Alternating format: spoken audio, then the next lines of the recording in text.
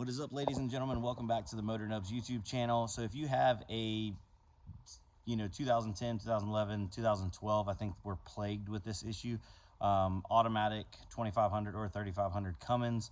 I don't know the actual number for the transmission, the 68 RFE or something like that, but if you're pulling it down into drive and sometimes the D disappears or it automatically throws it into fourth gear like limp mode, you can still drive it, but it's obviously just stuck in that, and sometimes you turn it off, turn it back on, and it goes back to working. That is typically a shift solenoid. So mine's got about 140,000 miles on it right now. I'm gonna drop the pan, so I'll show you that.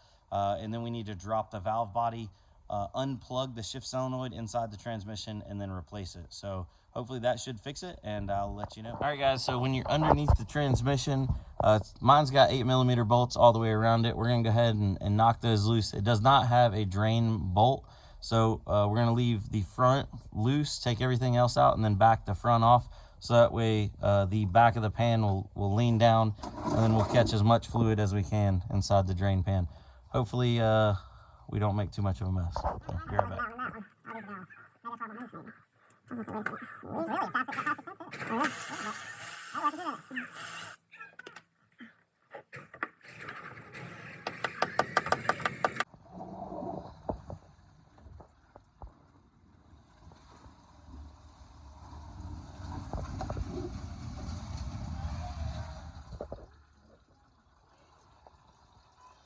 So popped it loose, left two bolts loose in the front. It was stuck up on there because somebody permatexed it on pretty good. Used the pickle fork. Long screwdriver would have worked better just to crack it. Now we're letting it drain as much as possible, and then we'll let it down more here shortly. All right, guys, so I got a RevMax replacement valve body, or not valve body, but the shift solenoid, and this should fix that issue. It was about 330 bucks on XDP's website. There are cheaper ones available on like eBay and Amazon, but I've heard a lot of mixed results where they'll put it in and it won't be fixed. So I wanted to do this one time, so hopefully this will solve it. All right, so there's no real trick to getting the valve body off. I just flipped it over and I'm matching up the bolt holes from the new one to the existing one, and only taking out the screws that hold in, this shift solenoid, because you don't want to take all of them out. So just the ones for that. So yeah.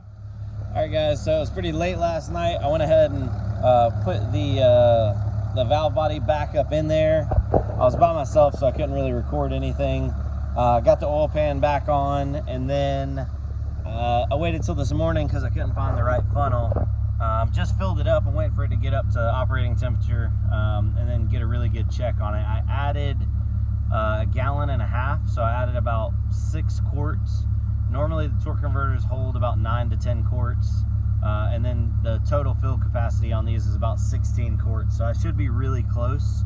And then I went ahead and just held the brake, and we got reverse, we got neutral, we got drive, and now drive stays there, it doesn't disappear, and I can also shift through the gears now. So we can go first, second, third, fourth, fifth, and then sixth, and then back to drive. So we got all our gears. I'm gonna get this topped off, and then we'll go take it for a test drive.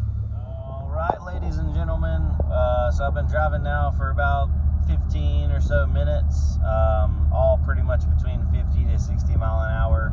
I got no issues.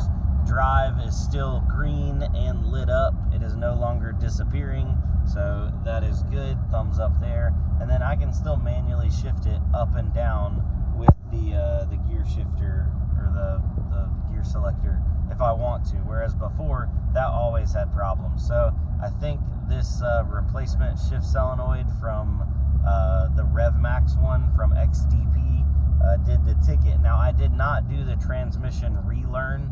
On the paperwork that comes with it, it says you need to. I didn't have a scan tool that could do that relearn. I Googled it. A bunch of people didn't ever do that, and it was fine. So, your mileage may vary, but this is a 2010, and it was the white connector. Just double check which model and which connector you have. It asks you on the XDP website whenever you go to check out. Anyways, see y'all on the next one. Adios.